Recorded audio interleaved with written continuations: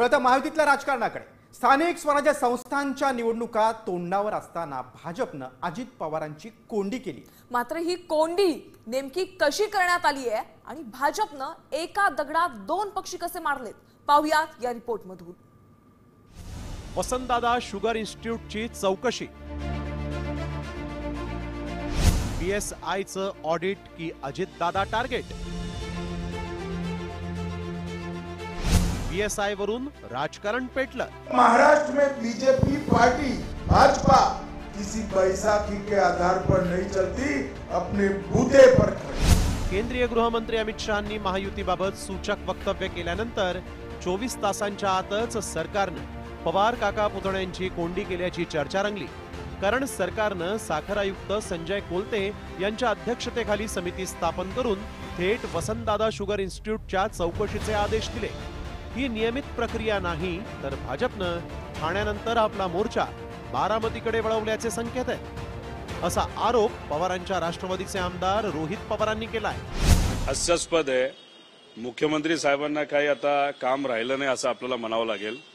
महाराष्ट्रामध्ये ज्या पद्धतीचं करप्शन चालू आहे, भ्रष्टाचार चालू आहे, त्या बाबतीत अनेक उदाहरणं पुराव्यासकट आम्ही सरकार समोर आणलेली आहेत।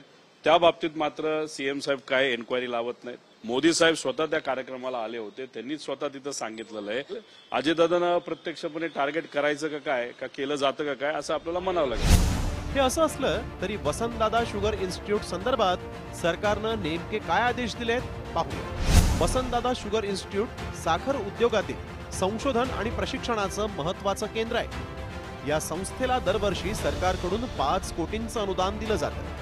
याबरोबरच ऊस उत्पादक शेतकऱ्यांकडून प्रतिटन 1 रुपयाचा निधीही दिला जातो। या अनुदानाचा योग्य वापर होत नसल्याची शंका आल्यानं मुख्यमंत्र्यांनी साखर आयुक्तांच्या अध्यक्षतेखाली समिती स्थापन करण्याचे आदेश दिले। आता हे प्रकरण चांगलंच तापलंय। त्यातच महसूल मंत्री चंद्रशेखर बावनकुळेंनी चौकशीच्या आदेशांना दुजोरा दिलाय।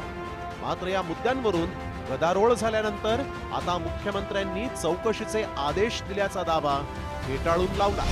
चौकशीला काय घाबरायचं आहे, चौकशीत काही निघालं नाही तर संपला। त्यामुळं चौकशी लावण्याच्या नावावर आरडाओरडा करणे, तुम्ही खूप चौकशा लावल्या तुमच्या काळामध्ये, म्हणजे आमच्याकडे तर पाळाच वाचता एवढ्या चौकशा लावल्या, आम्ही घाबरलो का? म्हणजे शरद पवार साहेब मुख्यमंत्री असताना त्यानंतर काँग्रेसचे शासन असताना कुणाकुणावर चौकशा लावल्या? चौकशा काही जाणून कोणी लावत नाही आणि देवेंद्र फडणवीसजी तर मुळीच लावत नाही। त्यांना चौकशामध्ये फार इंटरेस्ट नाही आहे। तक्रार आली आहे, तक्रार सिरियस दिसतं तेव्हा त्या ठिकाणी चौकशा लागतात, समोर तथ्य येईल चौकशीच्या अंती।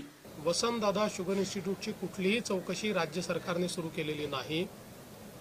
या ठिकाणी ज्यावेळेस आपला गाळप हंगामाची बैठक झाली होती, त्या बैठकीमध्ये वेगवेगळे जे पैसे आपण कापून घेतो त्याचा विनियोग नेमका काय होतो या संदर्भातली माहिती घेतली पाहिजे असं सर्व समक्ष ठरलं। त्यामुळे विनाकारण वसंतदादा इन्स्टिट्यूटची चौकशी चालू केली। आमच्याकडे तक्रार आली, गंभीर असेल तर आम्ही करूही, पण अशी कुठली तक्रारही आलेली नाही, त्याच्यामुळे चौकशी करण्याचा प्रश्नच उठत नाही। सहकारी साखर कारखाने हे दोन्ही राष्ट्रवादीची शक्तिस्थान। आता भाजपनं राष्ट्रवादी आणि काँग्रेसच्या नेत्यांना आपल्याकडे वळवल्यानंतरही शरद पवार अध्यक्ष आणि अजित पवार संचालक असलेल्या वसंतदादा शुगर इन्स्टिट्यूटच्या चौकशीच्या माध्यमातून भाजप पवारांच्या शक्तिस्थानावर अखेरचा घाव घालण्याच्या तयारीत असल्याची चर्चा आहे। मात्र भाजपला कुबड्यांची गरज नसल्याचं अमित शहांनी विधान केल्यानंतर आता ज्या कुबड्यांच्या आधारावर सरकार उभं आहे त्यांनाच शक्तिहीन करून राज्यात केवळ भाजपचंच ट्रिपल इंजिन पळवण्याची तर रणनीती नाही ना, असा सवालही उपस्थित झालाय। अक्षय बडवे, साम टीव्ही न्यूज।